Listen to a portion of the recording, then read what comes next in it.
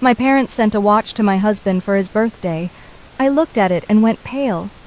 "Don't touch it," I said. "What? Why?" he asked. "Don't touch it, please. It's a trap," I whispered. And I was right. We didn't shout. We did this. The next morning, my mom and dad got a letter each and started screaming. It came on a Wednesday. Regular cardboard packaging. Nothing suspicious. Just a brown box with a shipping label and a little happy birthday sticker someone had peeled off a roll. We'd just finished dinner. Something boring and beige. Freezer pizza, I think. The kind of meal that leaves your teeth coated in quiet guilt. He was rinsing plates. I was wiping the counter. Then the doorbell rang, and there it was, the box. He opened it like you open socks. Curious, but not that curious. "Oh," he said, "your parents sent me something." I glanced over. "Did they? That's nice." "A watch," he said, holding up the velvet box inside. Black, smooth, a little too perfect. It was one of those moments when your body knows something before your brain does. My stomach turned. Just a small flip, like a warning signal with a dying battery. I dried my hands slowly. He was about to open the box, already had his thumb under the lid. "Don't touch it," I said. He looked over his shoulder. "What?" "Don't touch it," I repeated, louder this time. "Please, it's a trap."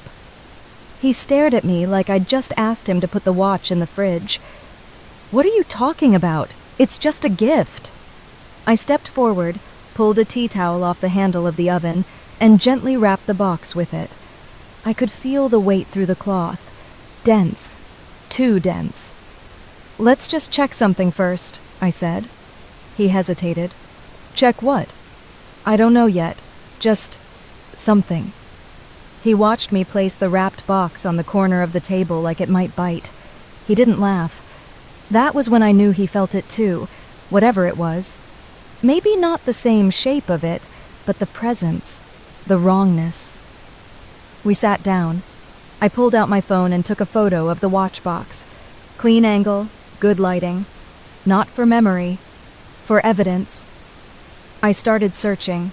Manufacturer, logo, box style, serial number, retailers, prices. It didn't take long. "Look at this," I said. He leaned in, blinked. $3,800? We both went quiet. No one in my family sends a $3,800 anything, unless it's a hospital bill or a desperate ask. My brother was still living with them until 6 months ago. He only just managed to scrape together a deposit for his first place. My parents? They weren't rich, not even close. They lived on frozen vegetables and old habits. I'd been helping with their bills for years. Quietly. Automatically. Because that's what you do, right? So where did the watch come from? He sat back, crossed his arms. Maybe they love me so much they gave up paying the heating bill just to see me tell time in style. I didn't smile. Neither did he. Something shifted. Quiet, but final. The watch was too much, and I knew it. I didn't want to believe it. Not about my parents. But I thought I knew where the money had come from. And if I was right, then it was bad. Really, really bad. It wasn't a gift. It was a setup. If you ask my parents, they'll tell you they always treated us equally. Which is true. If by equally you mean I did everything and my brother got away with murder. Growing up, I was the one with lists, to-do lists, chore charts, college applications. My brother had ideas, mostly about how the world was unfair to gifted people who just hadn't figured out their gift yet. He dropped out of uni twice and once forgot he was enrolled. Meanwhile, I paid my parents' phone bills, quietly, automatically, because that's what you do. That didn't change when I met my husband. If anything, it made things more complicated. He wasn't rich, he wasn't powerful, he wasn't even very tall, which my mother found disappointing. But he ran a small local charity that served hot meals to homeless people, and I fell for him the way you fall into a warm bed after years of standing. Fast, hard, gratefully. He started the charity with nothing, No family money, no investors, just some borrowed folding tables, a church basement, and too much heart for one person to carry. I started helping on weekends. At first, I peeled potatoes and handed out tea. Then I helped with the budget. Then I was there every spare minute I had.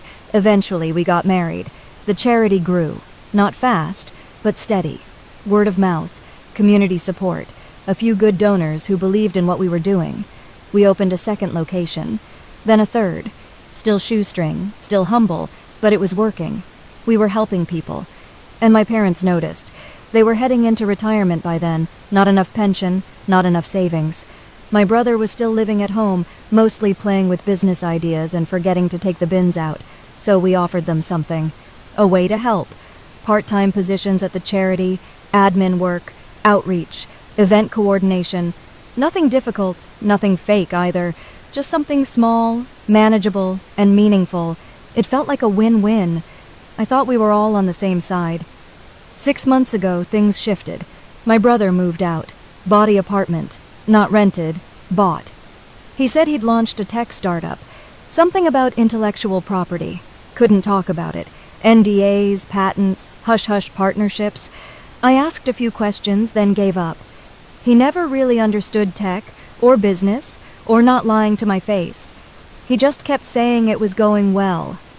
Very well. Around the same time, a new food supplier was brought in. It was my dad's idea. He came to us one afternoon with a folder under his arm and the satisfied look of someone who'd done something clever and wanted applause. "I found someone," he said. He'd done the research, he said, sampled the food, compared the prices. Better than our current supplier, he said. Healthier, cheaper, locally owned. My husband asked a few questions, looked at the numbers. They seemed fine. We trusted him. We signed the contract. 3 months in, the complaints started. It was quiet at first. A few people said the food was different. Then worse. Then people got sick.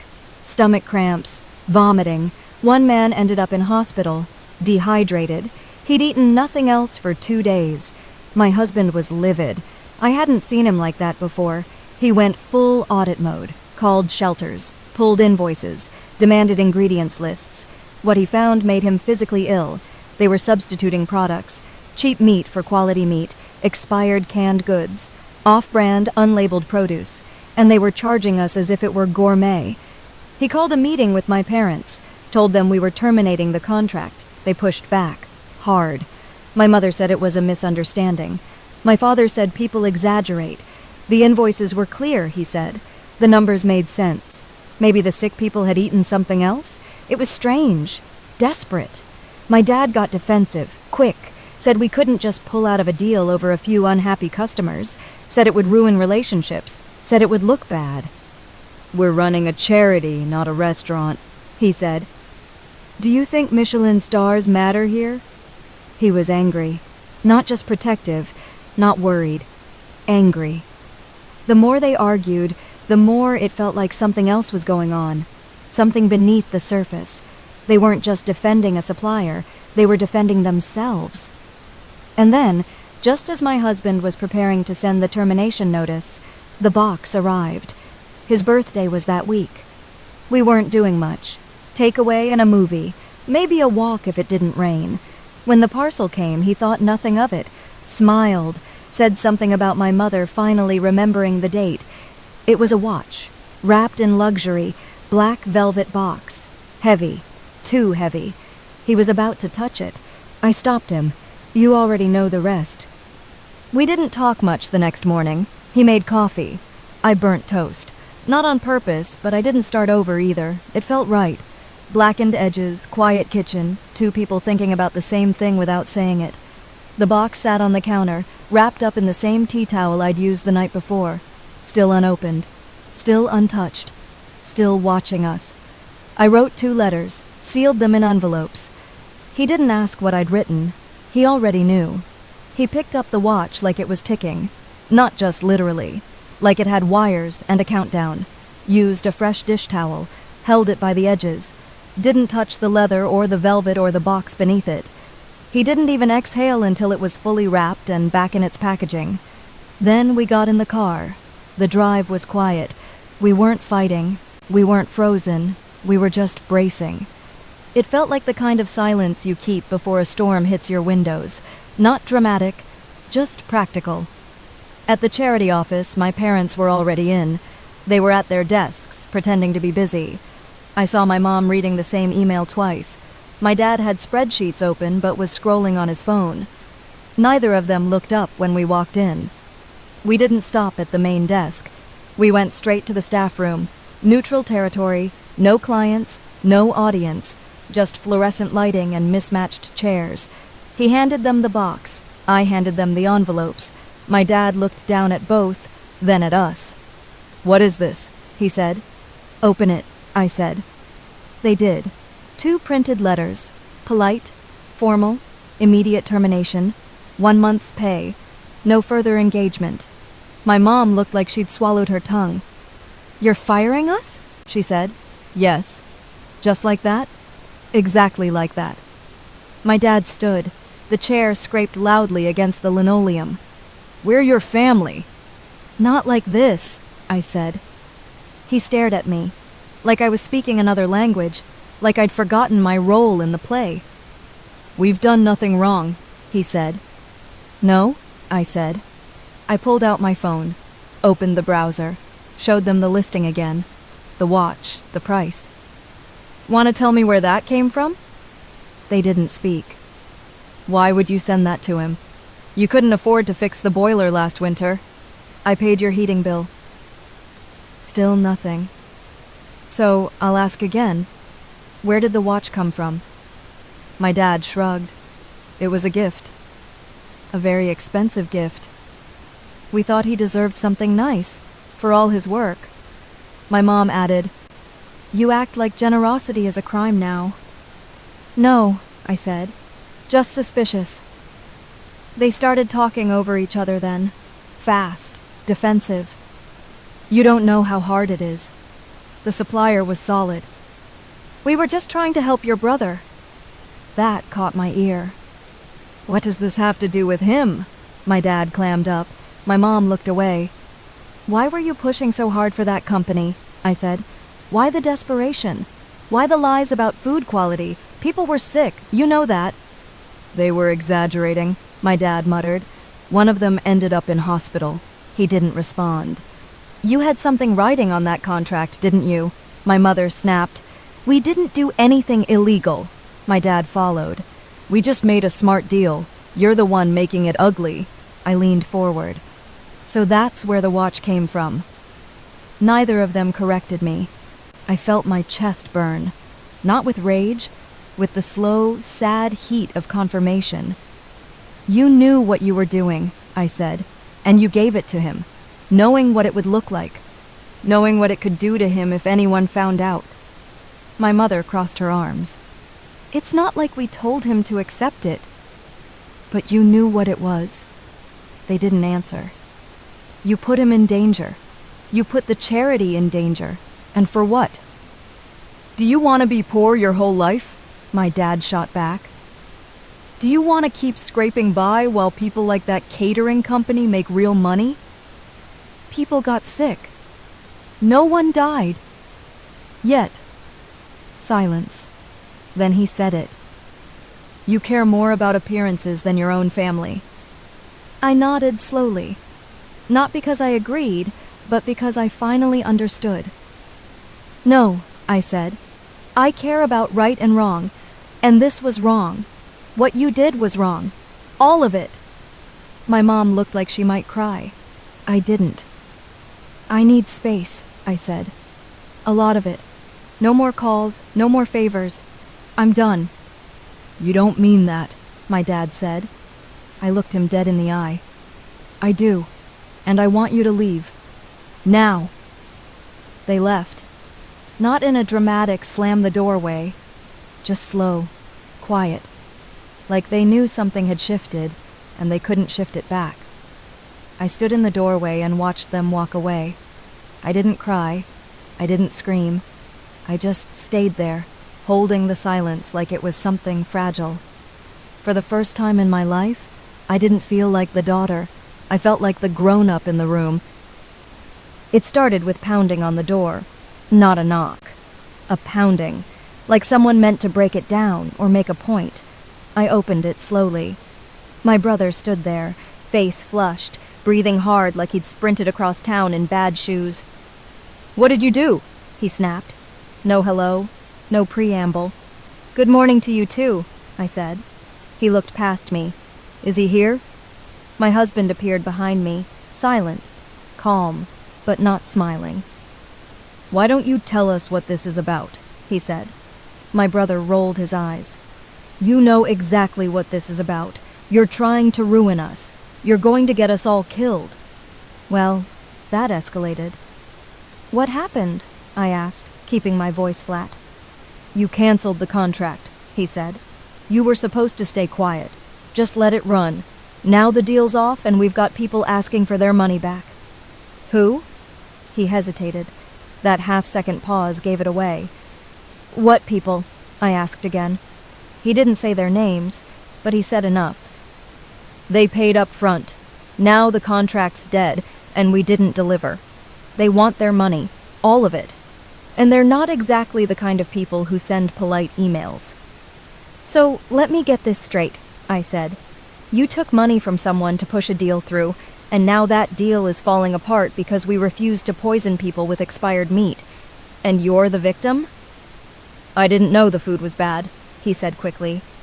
"Of course you didn't," I said, "because you never ask questions when money's involved." He folded his arms. "I'm going to have to sell my apartment. You realize that?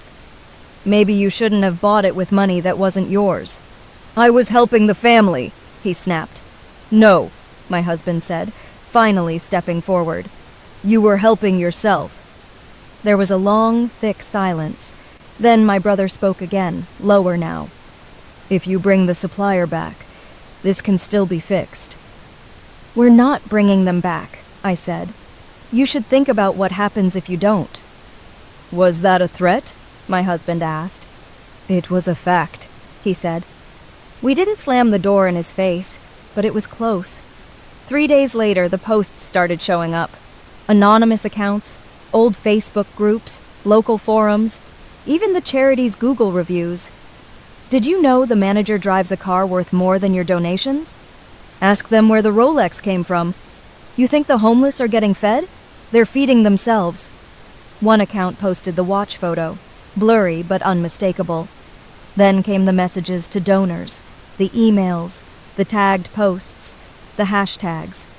By the end of the week, 2 sponsors paused their donations.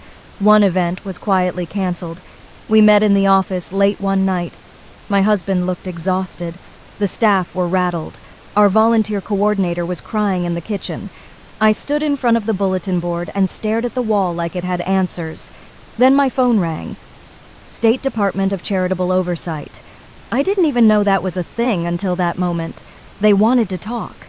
Leadership review, anonymous tips, mismanagement concerns. They were very polite, which made it worse. I hung up and looked at my husband. He didn't ask what the call was about. I think he already knew. The next day, my parents called. Or maybe it was the brother using their phone. I didn't answer. Then the email came. Simple, short, no sign-off. If the supplier is reinstated and our positions restored, the attacks will stop. I read it 3 times. The 4th time, I laughed. Not because it was funny. My husband sat down next to me. "We should report it," he said. I nodded. "Let's do it tomorrow." We didn't sleep much that night. We went to the police the next morning. We brought everything.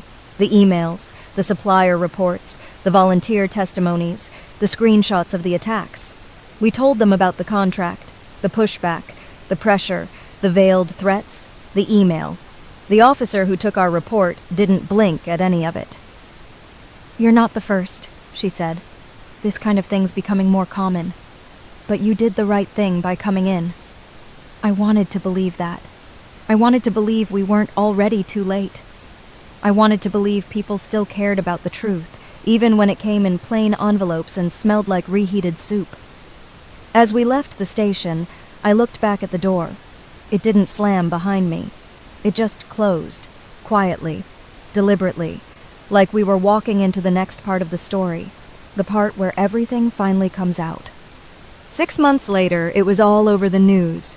Front page of the local paper, 2-page spread in a regional magazine, a radio segment even. The story had everything: a charity scandal, bribery, betrayal, and the twist no one saw coming, a daughter who turned in her own family. My parents were sentenced to 18 months in federal prison, conspiracy, fraud, bribery, $50,000 in fines, most of their savings gone. Their reputation? Non-existent. No more friendly nods at the post office, no more neighbors remembering them kindly. It was also proven in court that the watch had been part of the bribe, along with a payment of $15,000, funneled quietly to my father's account just weeks before the contract was signed. Money that, in the end, helped my brother with his apartment deposit. My brother got probation, 200 hours of community service, at a food bank of all places. The flat he bought? Seized. The business? Imaginary. He went quiet after that. The catering company collapsed. Their CEO got a year in prison. Fines, license suspension, public shame. The website vanished. Their name became a cautionary tale in industry circles. And us? We were cleared. Officially. Publicly. The regulator issued a statement. Donors came back. Volunteers returned. The board voted unanimously to reaffirm my husband's leadership. The staff kitchen had fresh coffee and fresh energy. I went back to work. Real work. Honest work. The kind that feeds people. The kind that keeps you grounded. The kind that reminds you, every single day, why you chose to stand where you did. Before I reported them, I thought it would haunt me. I thought I'd wake up at 3 a.m. with guilt clawing at my ribs. I thought I'd hear my mother's voice telling me I'd betrayed blood. But I don't. I sleep fine. Better than before, actually. Because every day I walk into the shelter and see someone eat a hot meal. Every day I hear someone say thank you and mean it. Every day I see the people we're here for, the ones who matter. And I feel it. Peace. I did the right thing. Not the easy thing, not the painless thing, but the right thing. There's clarity in that. I haven't spoken to my parents. They sent a letter. I haven't read it. Not out of anger, just because it's over. Some things end, and that's okay. This morning, I walked into the kitchen and the radio was playing something light and silly. The bread was fresh. Someone spilled soup and laughed instead of apologizing. One of the new volunteers was teaching someone how to chop onions without crying. It was chaotic, loud, full of life. It was good, and it was ours. So now I'll ask you, did it go too far or not far enough? Leave a comment and subscribe for more.